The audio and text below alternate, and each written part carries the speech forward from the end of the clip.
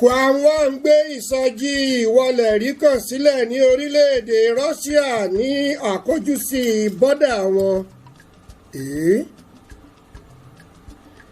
Alàgbà Kòfésù sọ di mímọ̀ pé ohun mẹ́rin kan ṣe pàtàkì tí a gbọ́dọ̀ mú dání: ìbọn AK-47, ọta, ẹ̀tù, egbé àti ọ̀pọ̀lọpọ̀ ìgbàgbọ́ láti bá ojúrere Ọlọ́run pàdé lórí òkè Tákò.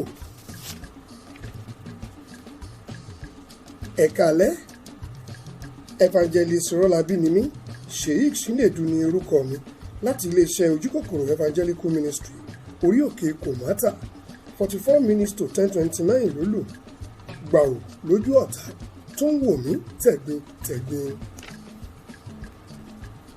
Ẹ jẹ́ ká fi àkókò yìí ẹ bá wa kí bàbá bọ̀bọ̀ Kwam One Mayegun of Yorùbá land pé happy birthday to you bàbá Tòkunbọ̀, bàbá Sàbẹ́là. Ìgbà ọdún kan ni o.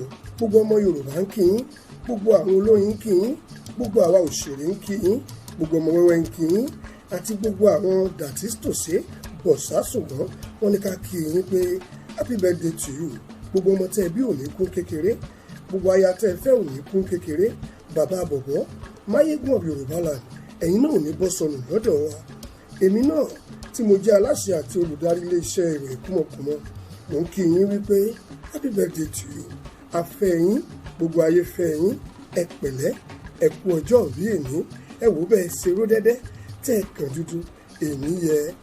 Torí yín là ń ṣe jó, torí yín là ń ṣe jó lé wa bàbá bọ̀bọ̀.